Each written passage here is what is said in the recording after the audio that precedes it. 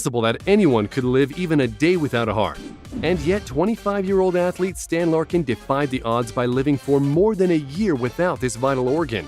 He and his brother Dominic were both diagnosed with a condition known as familial cardiomyopathy when they were only children. This genetic condition meant that their hearts could fail suddenly at any point in their lives. When cardiologist Jonathan Haft first met the two men in 2014, they were incredibly sick. They'd been on the waiting list for a donor for years, but they were running out of time. It was in this moment that doctors deemed it necessary to completely remove their nearly spent hearts and replace them with an artificial device called a SynCardia. Rather than help correct or restart an odd rhythm like a pacemaker or implant defibrillator, SynCardia is designed to replace a dead heart. It takes up the spot of the old organ, pumping oxygenated blood throughout the body. But it's not exactly the easiest thing to wear 24/7. Dominic was able to find a heart donor within weeks of living on the device, but Stan lived for 555 days, carrying around a 6-kilogram or 13.5-pound portable Freedom driver so his device could continue working. He was unable to pick up and carry his own daughters, but he did manage to surprise doctors by being able to play a bit of basketball. Almost 2 years of literally carrying his heart on his sleeve, Stan got his new heart on May 9th in 2016 and is sharing his story in hopes that it will inspire others to never give up no matter how bleak things may seem. Randy Shepard. After suffering from rheumatic fever as a child, Randy Shepard was left with some serious heart issues that affected his health throughout his entire childhood. He had open heart surgery at the age of 17, and that seemed to fix things for much of his adult life. But after further heart complications, he found himself back in the hospital in desperate need of a new heart. But there was no heart to be found. Doctors acted quickly, replacing the broken and failing heart with a SynCardia Total Artificial Heart. This miracle machine pumped blood through Randy's body in place of a flesh and blood organ. As you can imagine, his activity level with the SynCardia had to be pretty low. But even not having a heart couldn't stop him from honoring the life of war hero Pat Tillman. It took Randy an hour and 40 minutes, but he walked the whole 4.2-mile marathon in remembrance of Tillman, while essentially carrying his heart on his back. He's now sharing his day-to-day experiences and what it was like to complete a marathon with an artificial heart. Randy hopes that this walk will not only inspire those with heart issues like himself to never give up, but also that anything is possible. So never stop being the person you want to be, no matter what the odds. While the technology that allowed him to complete this challenge is still experimental and considered only a temporary solution, the hope is that one day, SynCardia could serve as a permanent replacement in situations where transplants from another human being are either too risky or unwanted. Craig Lewis. Facing the certain end of a loved one's life during a long battle with a tragic disease is a thing no one should ever have to face. Unfortunately for 55-year-old Craig Lewis's family, this feeling was all too familiar. Craig was in a coma, slowly fading away from liver and kidney disease. Craig couldn't speak, couldn't sit up, and his heart was toast. He was approached by Dr. Billy Cohn and Dr. O.H. Frazier, MD, at the Texas Heart Institute in Houston.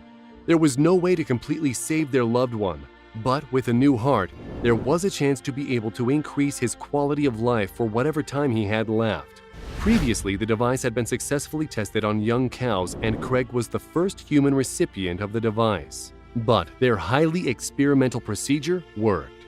They took out his heart and replaced it with 2 intricately connected pumps.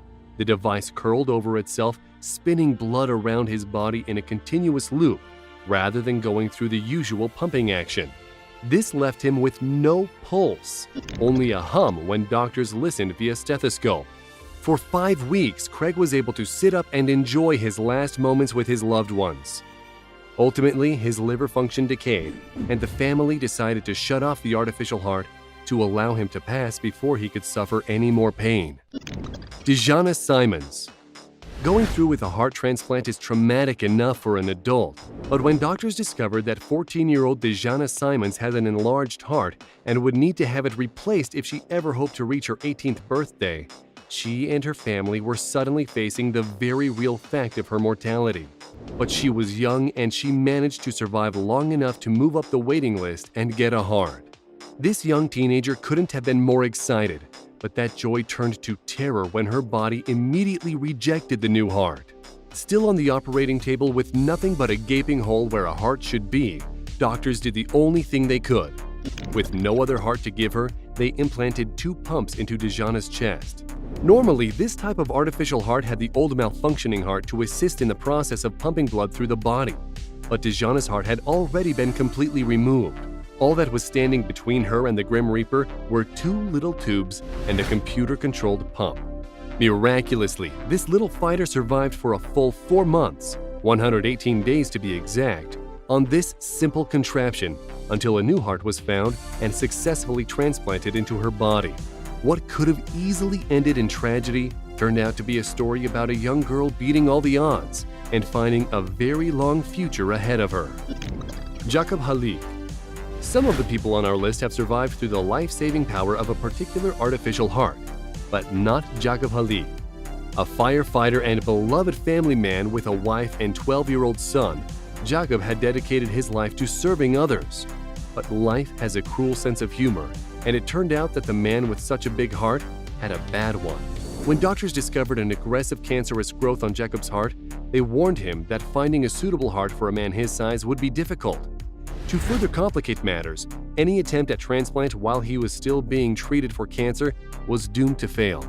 In order for a transplant to be successful, undergoers have to take heavy-duty immune suppressants so their bodies don't reject the new organ. Already weak from cancer itself and the process of treating it, Jacob's high-wire cells would have almost certainly metastasized to other parts of his body. Stuck between a rock and a hard place, doctors opted to perform a risky and controversial procedure. They removed the artificial heart completely and replaced it with 2 simple pumps, one for the right side, one for the left. Jacob lived 6 months with no heart, not even a pulse. While he wasn't able to go home, he wore the controller to his pumps in a relatively small backpack and was able to roam the hospital on his own power. He even visited the hospital gym for a little light exercise. Unfortunately, in October of 2012, Jacob succumbed not to his lack of heart, but to liver and kidney failure. Doctors were unable to pinpoint the exact cause of this acute organ failure, but maintained that it was not due to his lack of heart. Andrew Jones. Andrew Jones is an active 26-year-old bodybuilder who enjoys an active lifestyle and spends quite a bit of time at the gym. You might think all the working out would get his blood pumping, but that's the thing. Andrew has no pulse. In fact, he doesn't actually have a functioning heart. Diagnosed with cardiomyopathy, this young man suffers from a condition that affects his heart's ability to properly pump blood throughout his body. With no donor in obvious sight, doctors decided to augment Andrew's faulty heart with the combination of inserting a battery-powered pump and a pacemaker. This pump, called a left ventricular assist device, or LVAD, is carryable in a small backpack and completely rechargeable. Andrew actually plugs himself in each night while he sleeps in order to recharge his own heart. This particular device is designed to assist patients waiting for a transplant while allowing users to continue their normal day-to-day functions. But Andrew surprised even doctors by being able to maintain his previous level of activity. He admitted that, at first, he had trouble wrapping his head around having an artificial heart. But it didn't take him long to decide that his little setback wasn't going to keep him from doing the things he loved. He since started Hearts at Large, an organization dedicated to helping people waiting for or going through with a heart transplant, and hopes that maybe he can offer just a little hope to people in such dark times in their lives. That concludes our piece on 6 people who are living without a heart. What did you think? Who was the most interesting? And what would you do if you were in their shoes?